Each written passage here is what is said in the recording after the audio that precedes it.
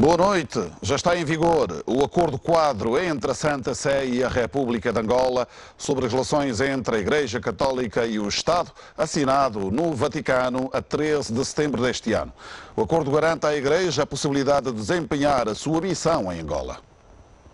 O acordo quadro entre a Santa Sé e a República de Angola sobre as relações entre a Igreja Católica e o Estado foi assinado no Vaticano no passado dia 13 de setembro. O acordo quadro, que entrou em vigor nos termos do seu artigo 25º, garante à Igreja Católica a possibilidade de desempenhar a sua missão em Angola. Em particular, é reconhecida a personalidade jurídica da Igreja Católica e das suas instituições. As duas partes, salvaguardando a sua própria independência e autonomia, comprometem-se a cooperar para o bem-estar espiritual e material do homem e a favor do bem comum, respeitando assim simultaneamente a dignidade e os direitos da pessoa humana. O Presidente da República, João Lourenço, efetuou uma visita de Estado a Santa Sé nos dias 13 e 14 de novembro passado.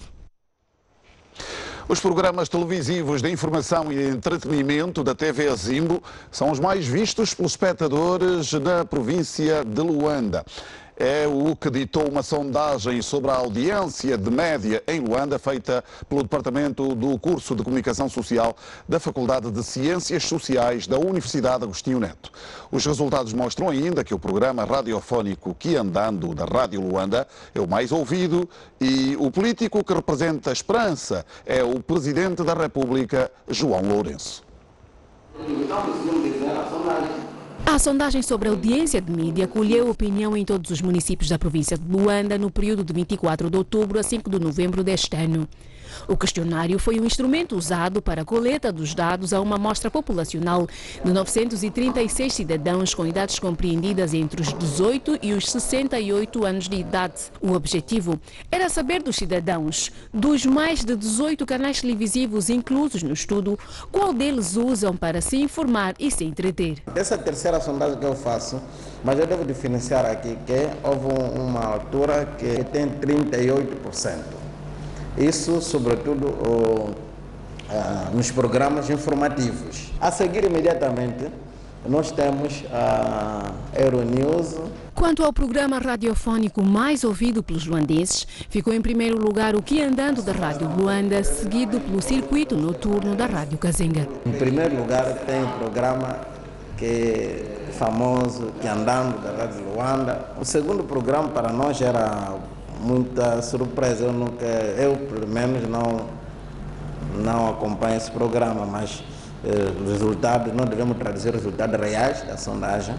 20% segue um programa muito famoso aqui, se dá Circuito Noturno. O político que representa a esperança para os angolanos também foi uma das questões incluídas no questionário e o resultado foi o seguinte. Nossa pesquisa dos nossos entrevistados em Luanda, o resultado é esta. Primeiro a liderar é João Lourenço, segundo Abel Fukuvuku, terceiro Adalberto Costa Júnior, no quarto lugar tem Isaías Samapova. A TV Zimbo lidera na informação e entretenimento e João Lourenço é o político da esperança em Luanda, segundo o estudo de opinião feito pelo Departamento do Curso de Comunicação Social da Faculdade de Ciências Sociais da Universidade Agostinho Neto. O presidente do Conselho de Administração da Royal Seguros considera que existem vários seguros já no próximo ano. O assunto esteve em discussão durante a Convenção de Mediação de Seguros realizada aqui em Luanda. Há muito por se falar sobre a mediação de seguros. Aliás, o fator seguro já gera em si... É importante saber, e muita gente não sabe, que por trás de um assegurado está um mediador. Mas o seguro que leva muitas reclamações à ARSEG é o de saúde, pelo facto de algumas instituições sanitárias furtarem-se do seu papel. Infelizmente agravamos um pouco as apólices de seguro porque a problemática no sinistro é alto. As unidades hospitalares também agravaram as situações, muitas vezes por causa de algumas seguradoras, no atraso daquilo que tem a ver com o pagamento da ocorrência do sinistro, no atraso. Então começam a criar problemas, inclusive, para as outras. É este o grande problema. Então, as unidades hospitalares, muitas deles furtam-se em atender os clientes assegurados. Por falta de condições técnicas suficientes do Instituto de Segurança Social, as seguradoras atualmente têm assumido a posição de proteger os trabalhadores. No ramo vida, seguro vida, nós participamos. Como sabe que as seguradoras têm neste momento assumido a posição de protegerem os trabalhadores por conta de outrem, fundamentalmente nos acidentes de trabalho e doenças profissionais.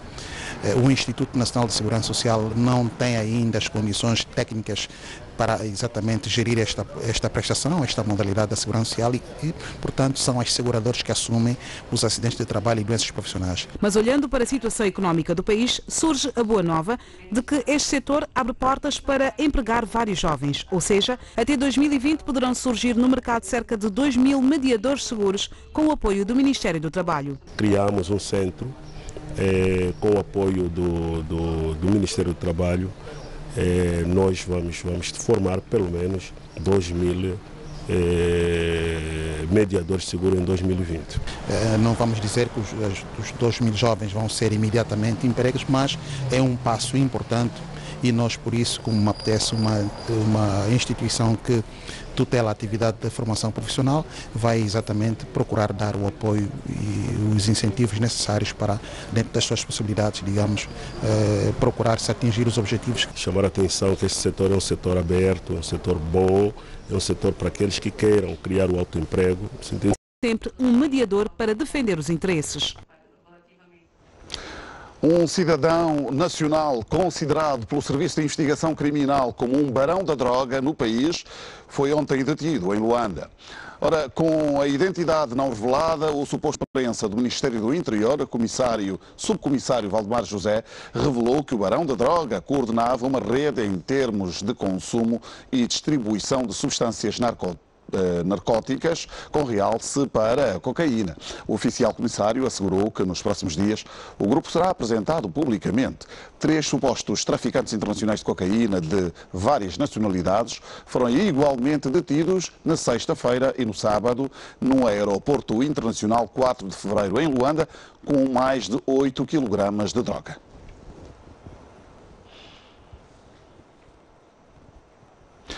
No desporto, o Petro de Luanda venceu o primeiro de Maio Benguela por 2-0 e chega aos 29 pontos, menos um que o líder 1º de agosto. O desafio que contou para a 12ª jornada foi disputado no estádio 11 de novembro. A confiança era grande na conquista dos 3 pontos e os petrolíferos fizeram jus ao favoritismo. Logo aos 2 minutos, cruzamento do lado direito, por pouco a bola não entrou, graças deu o 1º de Maio por lá estar o poste. Na recarga, Tony esqueceu-se de jogar fácil. No mesmo corredor, belo trabalho de Job que cruza para a área. A saída em falso do guarda-redes Gui custou caro. Aqui é contrariar o adversário. Aos 43 minutos, o defesa Moussa, numa jogada individual, encheu o pé de muito longe e fez um grande golo em qualquer parte do planeta. Aos 62 minutos, Iano marcou o 3º para os petrolíferos. A equipa de arbitragem prontamente anulou, considerando posição irregular do avançado do Petro. O Maio não desistiu, cresceu no jogo, mas continuava a não acertar na finalização. E ontem, o 1º de agosto, segurou a liderança isolada do Girabola 2019-2020 ao vencer em casa o Recreativo de Libolo por 4-1 na partida de Testambo. No Lubango, o Desportivo da Huila recebeu e venceu Santa Rita de Cássia, do IGE, por 3-2. Em Benguela, o Iliete também recebeu e venceu o Quanto Banco Futebol Clube por 1-0, enquanto que em Benguela a Académica do Lubito e o 11 Bravos do Maqui não foram para além de um empate a 0. Ora, para comentar o fim de semana futebolístico, temos, como é hábito, o Dinho Soares. Muito boa noite, Dinho. Diogo, só acrescentar que o Progresso de Izanga venceu esta noite o Recreativo da Cala por 1-0 no encerramento da jornada. Muito bem, então está aqui a ajudinha do Dinho Soares, não fosse ele também muito ligado a essas lides jornalísticas. Então, boa noite, Dinho, mais uma vez, e deixa-me fazer-lhe já esta questão. Pela jornada, pelos resultados desta jornada, os líderes estão... Dito desde o início do campeonato que isto vai ser uma corrida a 2, decidida ao sprint, e os indicadores vão apontando para isso, estão separados por um ponto. Havia expectativa, nomeadamente por parte dos adeptos do Petro, porque o 1º de agosto há 10 épocas que não ganhava em Calula, era um campo tradicionalmente difícil, quer para o 1º de agosto, até para o próprio Petro de Luanda.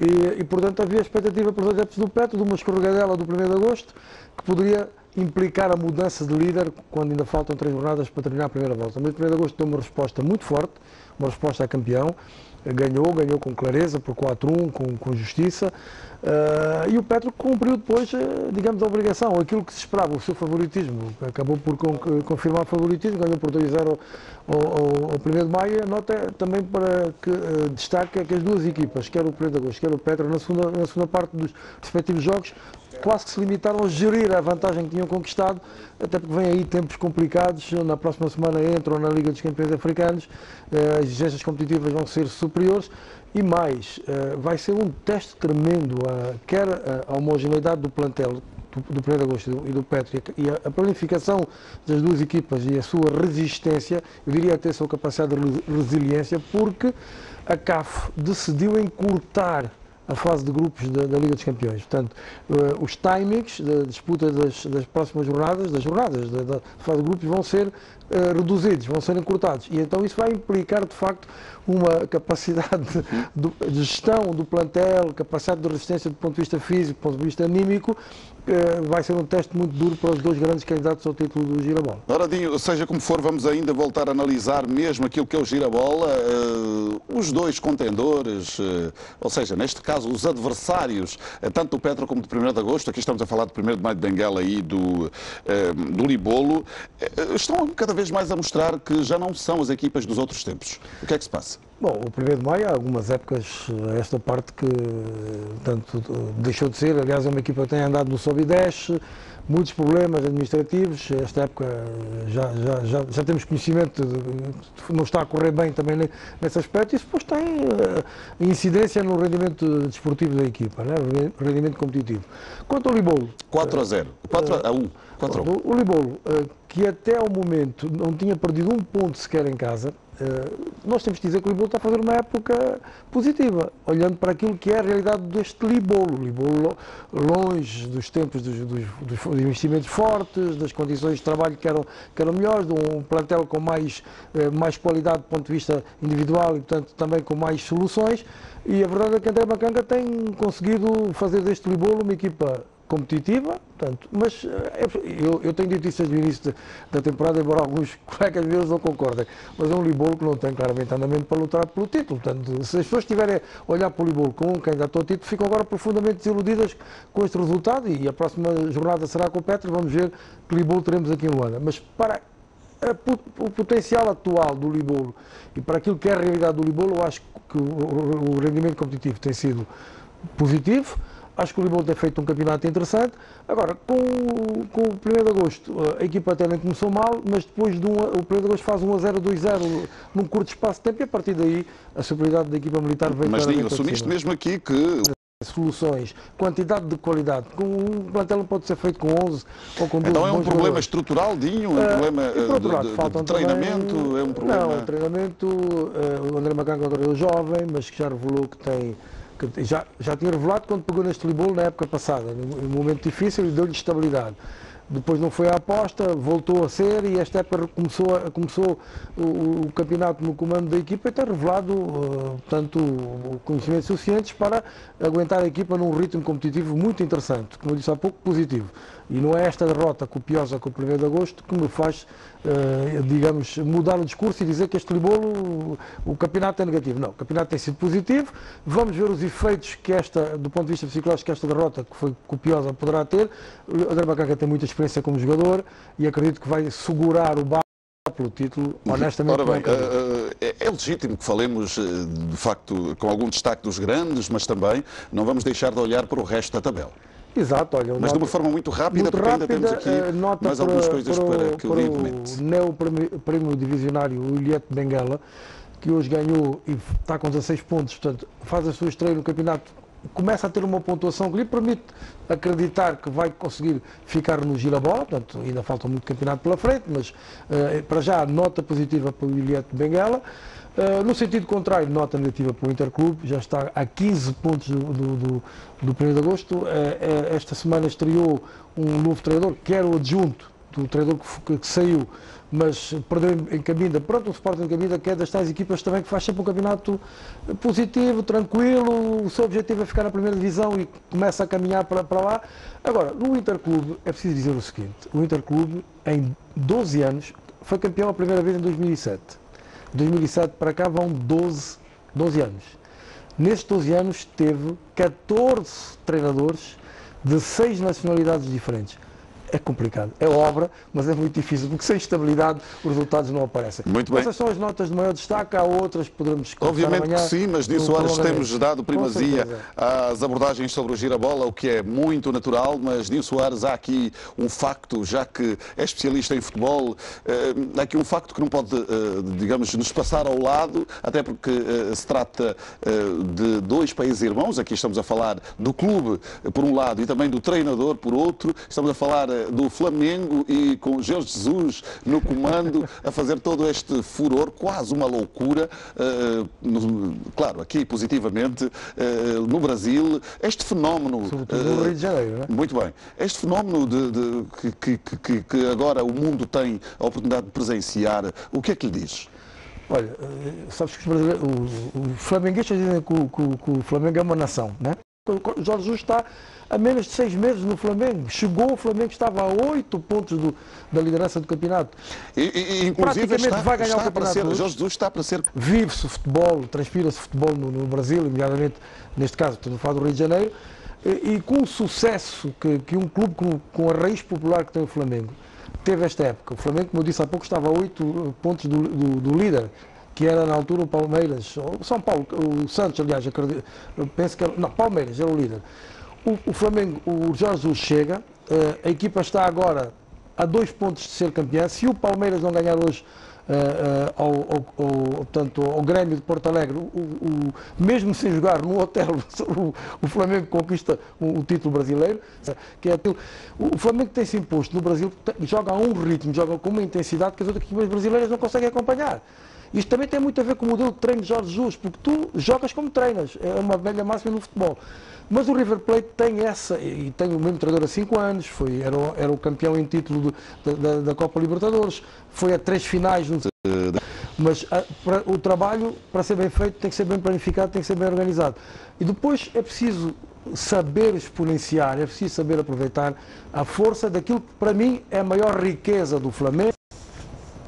Um cidadão da Guiné-Conakry foi barbaramente assassinado na sua própria casa, no bairro Grafanil, por indivíduos ainda não identificados. É mais um crime chocante que se junta A esposa do malogrado, os homicidas subiram o teto onde arrancaram a antena parabólica e levantaram a chapa. Rosalina relata que do teto apontaram uma arma ao casal e obrigaram-os a abrir a porta. E lá abrimos a porta, eu e ele. Quando fomos abrir a porta, uma chapada para mim. Se que me batem, quando ele tentou vir, um deles vem, começa já a lidar com os valores dele, a pistola. Não, morreu mesmo cá, aqui no quintal. Manuel Sapilinho é o senhorio da casa onde Bari vivia. Só chegaram ao terreno às 6 da manhã, depois do crime estar consumado. Antes deles caírem no quarto do moço, ligaram para a polícia só falava que estão a vir aí, vale a pena meter o telefone no silêncio. Mas felizmente nunca apareceram. Isto é a maior preocupação nossa daqui no bairro. Você liga para a polícia não aparece. Mas nós vimos de dia a polícia atrás dos motoqueiros. Só esse mês. É o quarto caso. E nós ficamos preocupados. Como é que a gente vai viver? Alfa, tio da vítima, diz que o seu sobrinho tinha uma conduta exemplar e com 21 anos de idade escolheu Angola para viver. é um jovem bem educado que representa toda a nossa associação e particularmente na nossa igreja. Eu nunca lhe conheci com uma cara estranha, não tem grupo, ele preocupa só o trabalho dele, mais nada. Assaltos à mão armada e outros crimes violentos continuam a causar mortes em Luanda. E um culto religioso aos fiéis daquela igreja. Não matarás. É assim que Deus disse, não matarás. E ainda a Bíblia diz, Gênesis 9:6, quem derramar o sangue do próximo, o seu sangue também será derramado pelo outro homem. Por isso não convém matar, meus queridos jovens, meus queridos angolanos, matar não é nossa cultura, nunca ninguém aceitou ser morto, por isso também não pode matar o próximo, ainda que haja crise.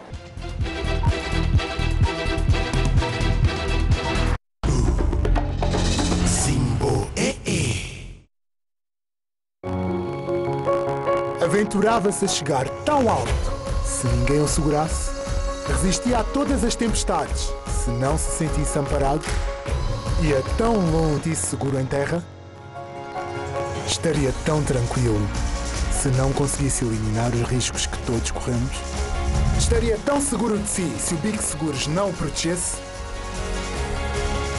Porque o seu mundo merece a nossa proteção. Big Seguros, seguramente juntos.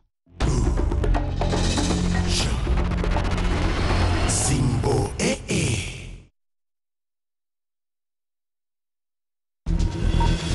E agora o momento para análise aos factos relevantes da semana finda.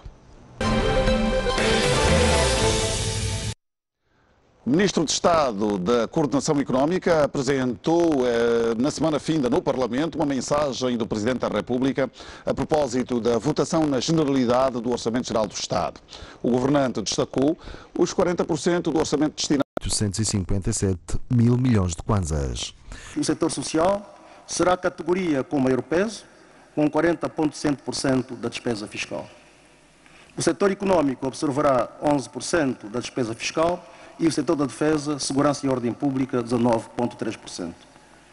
A proposta de Orçamento Geral do Estado para 2020 garante a disponibilidade de recursos para os programas fundamentais do Estado, ao mesmo tempo que mantém o saldo fiscal na trajetória desejável de consolidação. As projeções fiscais para 2020 foram produzidas com base nas melhores práticas de programação macrofiscal. Contudo, a economia angolana estará exposta a alguns riscos externos e internos.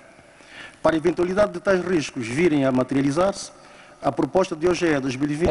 habilitação de algumas escolas. O Ministério do Ambiente, por seu lado, pensa na alocação de verbas para a recuperação de laboratórios. Áreas que que carecem de investimento, como melhorar os laboratórios, e com os laboratórios nós acreditamos que todo um mecanismo de podermos incluir verbas onde se gera receita a nível nacional, aí acreditamos que vamos poder trabalhar melhor.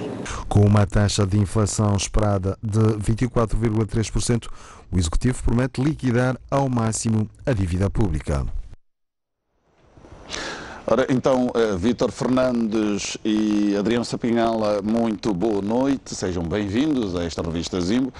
Vamos lá então a esta primeira questão, na verdade é este facto que foi produzido ao longo da semana. Como é que olha para estes 40% atribuídos ao setor social? Boa noite, David, boa noite, Adriano. De facto, para o país que está a atravessar uma crise económica e que tem repercussões na vida das pessoas, é um bom sinal que haja esse volume previsional para as questões de ordem social. Porquê? Porque são aquelas que, de facto, neste momento, são as que mais impactam a vida das pessoas.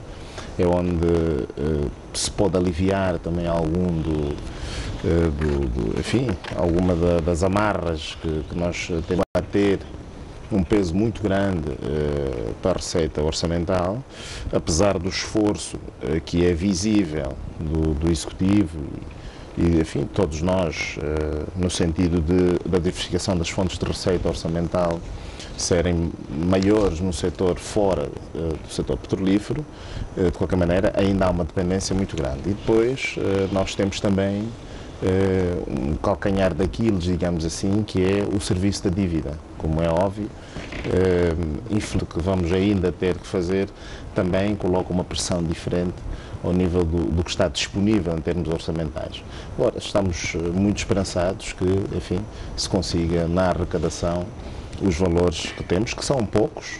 Temos que reconhecer que o nosso país não é um país rico, apesar de às vezes parecer, nós não somos um país rico, mas temos todas as condições, se a gestão for bem feita, de irmos mitigando as questões de natureza social, e 40% parece-me um bom número. Bom, Adriano Sapinhal, aí está então o OGE, 40% para o setor social, mas o Executivo vai dizendo também que quer relançar o setor produtivo, pois que pretende inverter a tendência para a recessão económica.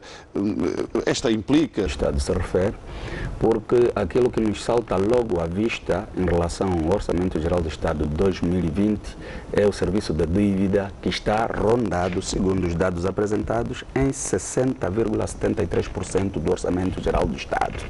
E as estruturas centrais estão com 25,85% do Orçamento Geral do Estado. Somados esses elementos, fica-nos aqui claro que a área social não terá tanta bonificação quanto se está a espelhar. Para melhor se prestar. Por quê? Porque não havia de dinheiro suficiente para cobrir aquelas despesas.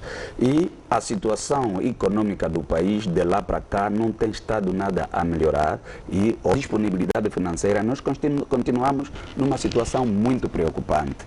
E esta situação preocupante é que deve servir para projetar o Orçamento Geral do Estado de 2020.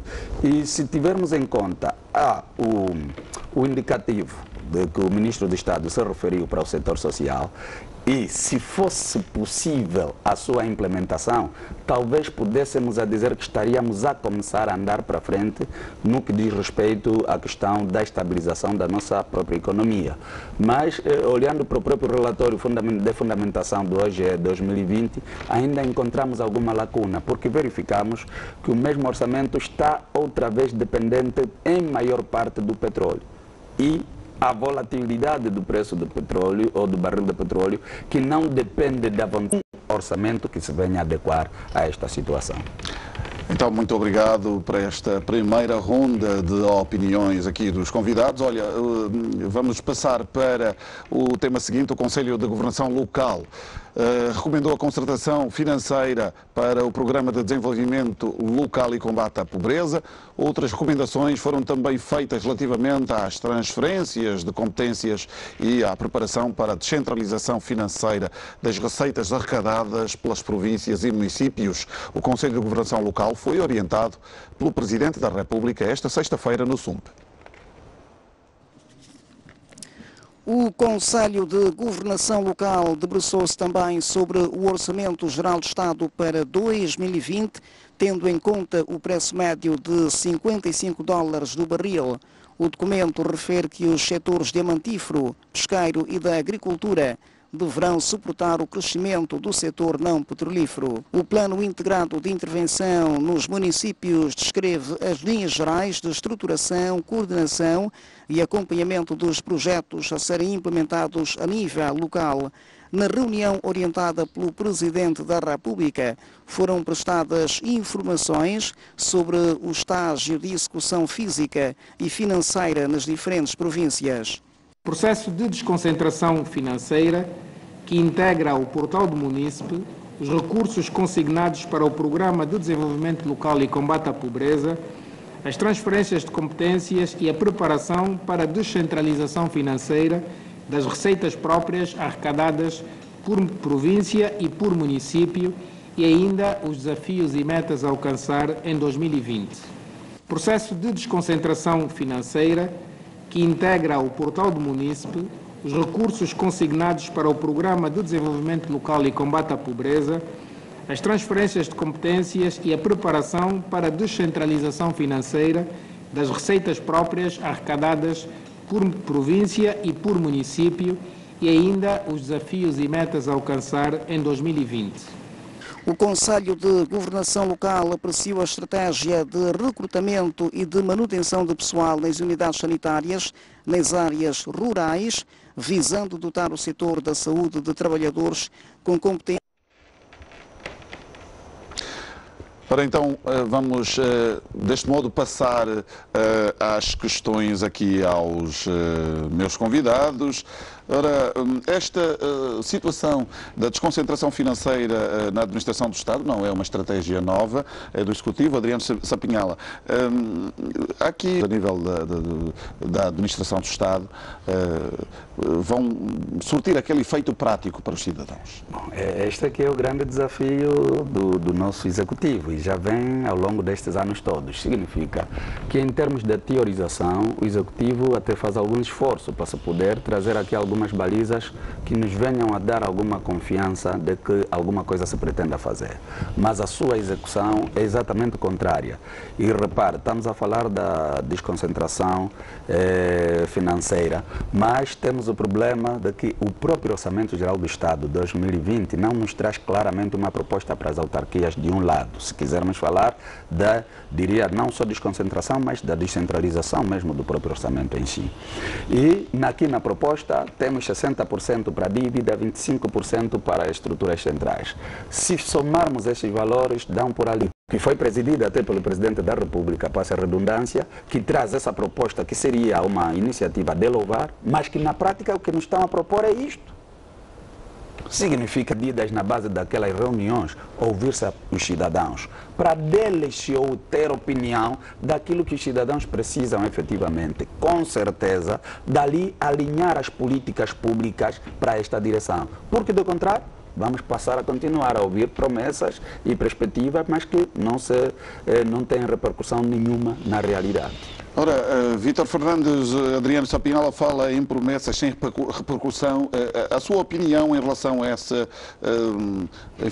recomendações saídas do Conselho de Governação Local, que apontam para uma descentralização financeira na administração do Estado, já, digamos assim, como um balão de ensaio para o processo autárquico? Bom, uma coisa não tem rigorosamente nada a ver com a outra, né? As autarquias que vão, enfim, servir essencialmente para que a decisão, do ponto de vista de quem governa localmente, passe para os que vivam naquele território local, não tem muito que ver com a descentralização e a desconcentração. Esses mecanismos estão a ser criados agora, são importantes, na medida em que o Governo Central já percebeu que muitas vezes algumas medidas que são tomadas ao nível central, até chegarem à fase da execução local, perdem-se no tempo. Eu estou-me a lembrar da última reunião que o Presidente da República esteve com um governador de uma província, em que o governador queixava-se, por exemplo, que tinha pouco tempo, ou que as verbas que lhe chegavam, isso tem que acontecer independentemente de haver autarquias ou não. Nós não podemos continuar a governar o Estado numa perspectiva vertical e partindo as decisões essencialmente do Governo Central. Agora, obviamente que o processo autárquico depois o que vai fazer é, ao nível local, colocar a decisão de quem é que vai ficar com esses mecanismos que, entretanto, foram criados para gerir a área, mas não, uma coisa não tem nada a ver com a outra. Não, o que se ouviu, digamos, da declaração do Ministro da Administração do Estado, da Administração de Território e Reforma do Estado, é que, de facto, se vai procurar fazer com que as receitas arrecadadas por cada província, de facto, haja, digamos, uma distribuição, uma descentralização dessas receitas para as respectivas províncias. Não sei se concorda, mas isso é que esta também tem, enfim, parece, de facto, um ensaio para aquilo que seria a gestão das autarquias. Eu acho que isto é obrigatório que se faça. É obrigatório, porque a microgestão ao nível das províncias é obrigatória que se dê a quem lá esteja. Muito bem, Adriano Sapinhala quer rebater. Sim, eu quero rebater para o que o Vítor disse, partindo do princípio de que, de um lado. Do outro lado, é importante referir que a questão das autarquias é um compromisso político, constitucional e vem sendo também assumido pelo Presidente da República. Então, nós não podemos sequer descartar a possibilidade da realização das autarquias, que à luz da reunião do Conselho da República, em que o presidente... Não estamos aqui a dizer, a falar na base de de suposições. Não, há um indicador, claro, que vem do Presidente da República, que é o ano 2020. Então, o exercício econômico 2020 tem que ter um enquadramento também nessa perspectiva. E, sobretudo, a descentralização, obviamente, não tem como ser dissociada da questão das autarquias. 30 segundos só para recolocar. Em nada daquilo que ouvimos no Conselho de Governação Local está colocada a possibilidade de não haver autarquias. Então quer dizer, temos de falar delas. Não é isto. Estou a dizer é que o que foi discutido no Conselho de Governação Local, os mecanismos de descentralização e desconcentração, eles têm que existir independentemente de haver ou não autarquias. Porque isto faz parte da gestão eficiente dos dinheiros públicos e principalmente da autonomia que quem governa localmente deve ter para a gestão das suas conveniências. Portanto, isto é independente de haver ou não um processo eleitoral autárquico, que até agora não foi negado. Eu ainda não ouvi ninguém ao nível do Executivo. Aliás, ainda teremos a oportunidade de abordar este assunto mesmo aqui na revista Zimbo. Portanto, peço aos meus convidados um pouco mais de paciência e então se calhar é a oportunidade para mudarmos de tema. O Presidente do Conselho de Administração do Instituto de Gestão de Ativos e Participações do Estado defendeu na passada quinta-feira, durante a apresentação das contas das empresas, a transformação das unidades económicas do setor empresarial público em sociedades comerciais e a responsabilização dos seus gestores. 86 empresas é quanto comporta o universo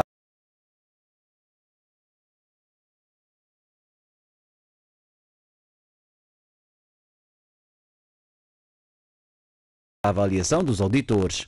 39 empresas viram as suas contas aprovadas com reserva e apenas 7 tiveram nota máxima. Os dados apresentados nesta quinta-feira mostram um crescimento em 71% dos ativos das empresas em 2018, tendência que se repete na avaliação do passivo e no capital próprio face a 2017. Ainda em 2018, o volume de negócios e os resultados operacionais das empresas públicas melhoraram, ao contrário dos resultados financeiros. Este ano foi um marco histórico, porque pela primeira vez, independentemente da situação das contas, as empresas fizeram um esforço no sentido de fecharem as suas contas e de colocá-las ao escrutínio, primeiro dos auditores e depois do público. Isso é o primeiro passo para que possamos... neste caso em sociedades, não necessariamente comerciais. Ora, é uma estratégia já sem recuo, já o admitiu o próprio Executivo, mas ainda há ou não questões sensíveis a considerar em todo este processo?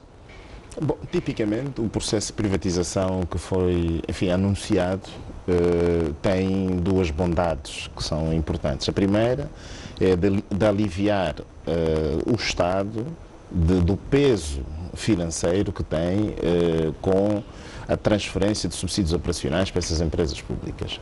Não imagina, David, a quantidade de dinheiro que se tem que transferir para manter e regula que ele próprio concorra com os operadores privados. Isso não tem lógica absolutamente nenhuma. Eu costumo ser acusado de ser ultraliberal, mas um Estado e uma economia de mercado não pode ser carne e peixe ao mesmo tempo. Então é da opinião que as sociedades mistas não existem? Não, podem existir.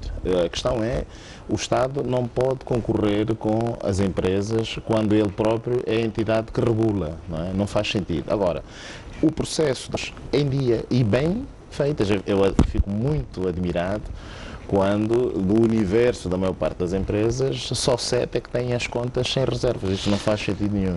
Adriano Sapinhala, que parecia não concordar muito com as declarações do Vítor quando falava da questão do Estado não concorrer para essa questão da transformação das empresas do Estado em sociedades. O que Felizmente, ali estou plenamente de acordo com o que o Vítor disse, porque na verdade o Estado é regulador. Se é regulador, não pode ser árbitro e jogador ao mesmo tempo.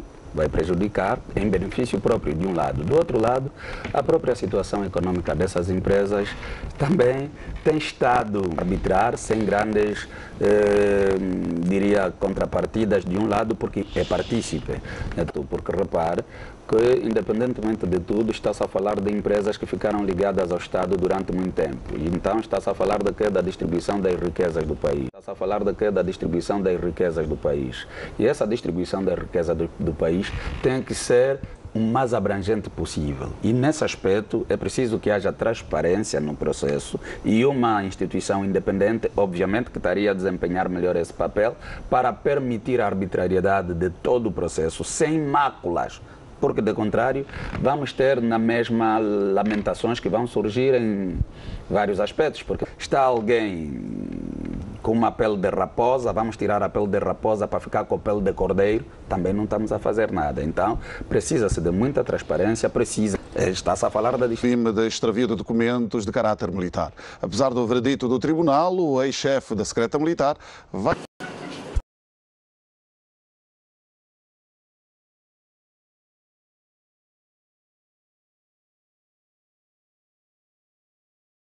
O general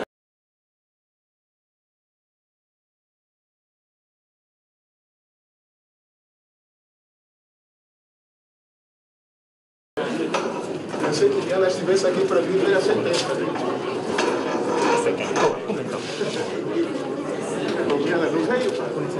A sala da audiência revelou-se pequena para todos os que fizeram questão de comparecer em tribunal para assistir à última sessão do julgamento.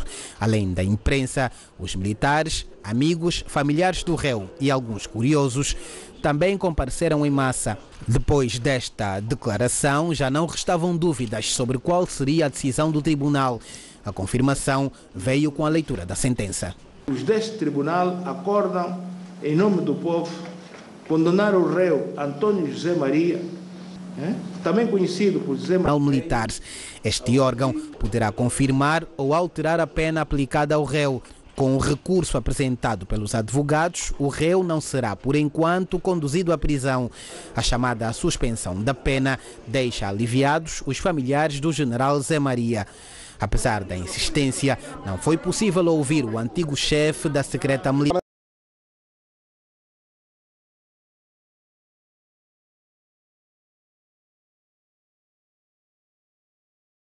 na frente. O que quer dizer em relação ao julgamento? E a sentença que lhe foi aplicada? Juntos! Ora, Adriano Sapinhala, como é que avalia este veredito em primeira instância, diga-se, né, do Supremo Tribunal Militar para o general José Maria? Bom, por tudo que nós podemos acompanhar em relação a esse processo, importa referir que houve ficado como extravio de documentos militares e na base daquilo que é o ordenamento jurídico militar nacional, então foi condenado a pena de com o veredito final, a defesa, e conseguiram diária. Então não foi conduzido até a este caso, de um lado. Do outro lado, em relação à questão do próprio processo, chamou-me a atenção o facto do general Zé Maria mencionar o nome do general Mial, que também a nós dá-nos a perceber que há ali uma pessoalização do caso numa perspectiva de revanche entre eles. E isso sim, aliás, diz ele, o próprio general na reserva, Zé Maria, que Miala também devia ser declarante. Exatamente. Não fica bem que eles passem essa imagem de que há uma espécie de caça às bruxas entre eles. Sabemos todos que o general Zé Maria foi carrasco do general Miala e agora o general Zé Maria entende que o general Miala está a ser carrasco dele neste processo. E isto aqui não é bom. Então, era muito importante que, pela posição ou a decisão que venha a surgir do plenário, exatamente do Tribunal Supremo Militar. Sim, senhora. Vítor Fernandes. Bom, brevemente, porque o caso não tem contornos que nos permitam fazer grande... Com certeza que se é recurso da defesa, será para a melhoria da situação do general na reserva. Em princípio, os advogados de defesa o que querem é, para já, que o seu réu seja absolvido, ou que pelo menos tenha uma condenação o menos dura possível. Agora, obviamente que a justiça funciona sempre que os juízos não são coagidos, os tribunais dão às duas partes quem acusa. Honre com a sua palavra e avance para eleições autárquicas no próximo ano, tal como programado. Esta então a convicção que foi transmitida pelo presidente do partido, Adalberto Costa Júnior, que falou em exclusivo à TV Zimbo à saída de um encontro com os embaixadores de várias missões diplomáticas acreditadas em Angola. Quem cedo madruga tem ajuda da natureza, mas também dos eleitores, se a caminhada for em direção ao poder político. Adalberto, para falar da atualidade política em Angola, e claro está, as eleições autárquicas foi um dos objetos do programas e nós queremos efetivamente ser parceiros propositivos que podem até ajudar a uma melhor governação próprio. E, portanto, foi uma oportunidade de termos aqui um bom diálogo atualizado numa perspectiva de vermos Angola sobre esta matéria. A UNITA faz questão de interagir. É um parceiro estratégico muito importante hoje para qualquer país do mundo. O Parlamento também, não é verdade que seja aqui apenas este espaço. Nós estivemos com vários embaixadores de diferenciados países, mas foi também uma curiosidade da parte deles em poder saber, ouvir que ideias tem esta nova direção de partido. Portanto, foi uma boa conversa. Depois do último congresso que elegeu a nova direção, a UNITA prepara-se para cada vez mais se posicionar como a parte das soluções dos inúmeros desafios do país. De Adalberto Costa Júnior, e aqui a relevar a questão das autarquias com todo este ceticismo quanto à sua efetivação em 2020. Bom, em primeiro lugar, faz parte da dinâmica política, perdão, que a simples visita do Presidente da UNITA aos embaixadores e, enfim, à representação da União Europeia. Isto faz parte daquilo que devem ser as normas até protocolares, uma vez que ele foi eleito e responsáveis pelo processo autárquico. A maneira como se está a efetivar o processo, a lentidão, um quase desinteresse da parte dos órgãos e das instituições que deveriam cuidar já das autarquias, sabendo-se que 2020 já é amanhã. Mas isso era melhor ser acompanhado com factos, dizerem-nos, por exemplo, o que é que não está a ser feito, em concreto, ou o que é que deveria, nesta altura, já estar feito e que talvez tenha uma opinião diferente. Exatamente. Em relação à questão. Nesse caso tenho uma opinião diferente. Primeiro, o presidente da UNITA foi convidado pelo embaixador da União Europeia na presença dos demais embaixadores dos países da União Europeia, os do presidente recém-eleito da UNITA, ou então acreditamos que a conversa tenha corrido bem. Quanto à questão das autarquias, obviamente, voltamos para a questão do Orçamento Geral do Estado. O primeiro indicador de que as autarquias não estão a ser levadas a cabo é a ausência da verba para as autarquias no Orçamento Geral do Estado. Primeiro indicador. E aí que há aqui uma vontade clara para se realizar as autarquias o próximo ano. Outro indicador que também não é menos importante foi a omissão no discurso do Estado da Nação do Presidente da República, feito a 15 de outubro na Assembleia Nacional, em que também não mencionou nada sobre as autarquias. Então, se o Presidente da República vem assumindo o facto de realizar-se as eleições autárquicas no dia 20, em 2020 e foi falando delas em quase todos os seus discursos, e nesse discurso do Estado da Nação o Presidente da República não se pronuncia, nós também sabemos claramente que não foi nada inocente. E temos que fazer fé de que, se a intenção for essa, é importante que o governo de Angola recue dela, porque a questão das autarquias é uma necessidade e é urgente que elas sejam realizadas nas datas indicativas aqui apresentadas pelo Presidente da República. Agora, Vítor Fernandes, muito rapidamente, queria factos, aí os tens. Mas isso não são factos, peço desculpas. Os factos seriam se o Presidente dissesse no seu discurso do Estado da Nação. Isto não te diz nada.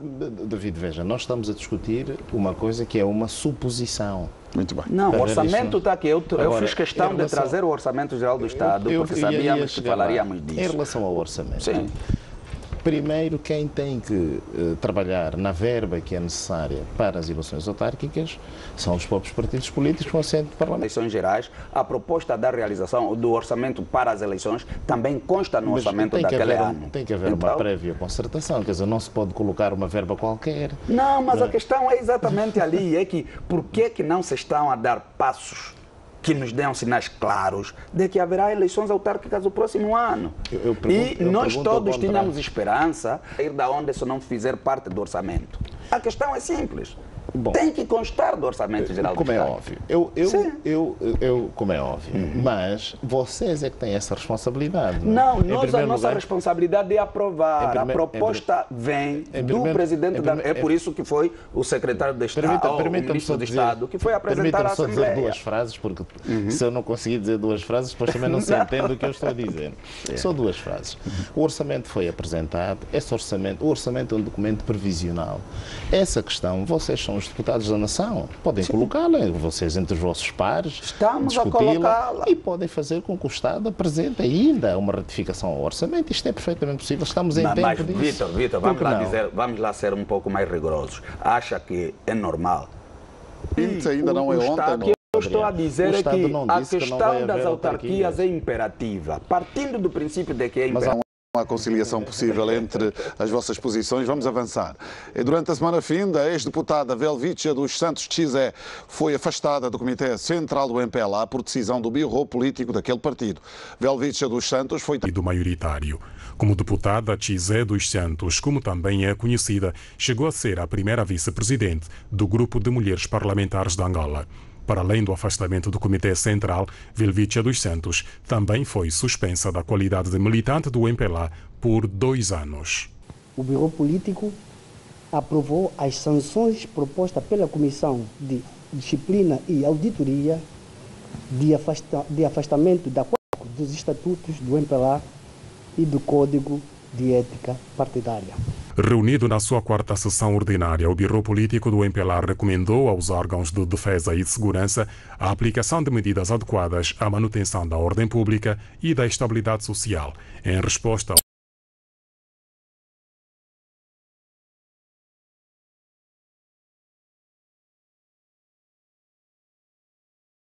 nesta reunião.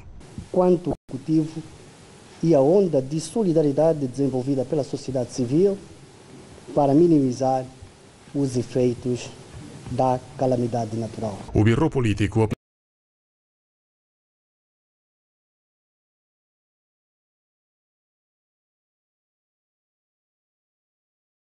para diretor do Departamento de Informação e Propaganda do Comitê Central. E por ocasião do Dia do Educador, que se assinala nesta sexta-feira, o Bureau Político manifestou o seu apreço pelo contributo dos professores e outros agentes da educação para o desenvolvimento de Angola. Adriano Sapinhala, Tchizé dos Santos foi seu colega no Parlamento, perdeu o mandato muito recentemente, agora o partido político do qual não pertence, mas tem uma opinião sobre o assunto, de certeza. Sim, eu tenho uma opinião, primeiro, respeitar aquilo que foi a decisão do Bureau Político do MPLA por serem mesmo questões internas, de um lado. Do outro lado, eu fico com um esforço no sentido de contactá-la e não foi possível, é outra conversa. Mas aquilo que nós temos estado a acompanhar, e isso sim me preocupa e muito, é quando notamos uma espécie de uma luta muito pessoalizada entre a Tchizé dos Santos e o Presidente da República. E, infelizmente, o Presidente da República também tem dado ali algumas amostras da sua Comitê Central, é o Bureau Político. Só não esqueça que o Presidente da República é o Presidente do MPLA. E, obviamente, o Bureau Político é um colégio, é uma... Sim, é o que eu estou... É um grupo de pessoas e a decisão não é necessariamente só do Presidente do MPLA, apesar da proeminência que tem sobre o próprio Bureau Político. É o que eu estou a dizer. O que mais me preocupa é o que nós vemos do Presidente da República a ela. Então, este facto também, num momento de avaliarmos de analisarmos essa questão, não pode se passar despercebido ou passar-se ao lado. É importante, e é isso que eu chamo, o apelo que faço, é importante que o Presidente da República ou pare de responder a Tchizé, ou então se coloque definitivamente o assunto noutros fóruns. Porque quando tem que se responder nas comunicações várias... Sapinhala, o que é que diz Vítor Fernandes? O que eu digo é uma coisa muito simples. neste sentido, isto é, naquilo que afetou Chizé, não? Só se nós partíssemos do princípio que a comissão que foi criada para avaliar o não cumprimento das regras não cumpriu com a lei e com os regulamentos do partido. Não me parece, honestamente, que essas pessoas tenham Coloquei a questão uma intenção... num âmbito meramente de defesa da democraticidade. Sim, mas o que é a defesa da democraticidade? As pessoas têm direito a expressar-se. Chizé reclama o facto de não ter sido ouvida no processo. Pois, eu não pertenço a nenhuma comissão que fez a avaliação, não sei que mecanismos é que foram criados para fazer-se essa avaliação. Agora, não me parece, honestamente, que uma comissão com essa responsabilidade possa tomar decisões sem cumprir escrupulosamente com aquilo que está regulamentado. Agora, é normal que de tempos em tempos apareçam militantes desavindos e que tenham outra preocupação. Aliás, estamos agora a entrar num processo em que eu tenho a certeza que vão aparecer mais vozes dissonantes, mesmo ao nível do MPLA. Portanto, isto não começará a ser uma normalidade, não é um problema em si. Muito bem, Vítor. Todos, enquanto país, conseguíssemos olhar para essa área em particular, que é a área da educação, e dar-lhe o respeito e a dignidade que merecem. Para terem uma ideia, um país que não respeita os seus professores é um país que não tem um futuro assegurado. Muito bem. Minuto de Adriano Sapinhal. O meu minuto vai exatamente uma vez mais, infelizmente, para reclamar as atitudes dos homens da Casa de Segurança do Presidente da República no Cubango. Hoje, que falamos, domingo 24 de novembro, mais uma vez um grupo da Casa Militar, como chamam lá, foi para a comuna do Caiundo, na aldeia do Livongue, onde retiraram, infelizmente, outra vez uma bandeira da UNITA. E eu tenho estado repetidas vezes partido político ou um grupo político que faz esse tipo de coisas. Só que nós precisamos reconciliar os angolanos. Esses atos de estarem permanentemente a perseguir e a retirarem as nossas bandeiras não é bom. E é preciso pacificar as pessoas, mas esse comportamento dos homens da Casa de Segurança do Presidente da República no Cubango já está a se tornar insustentável. Muito bem, então muito obrigado aos convidados de hoje, Vítor Fernandes e Adriano Sapinhala. Muito boa noite, até a próxima oportunidade. Muito obrigado. E termina aqui esta revista Zimbo.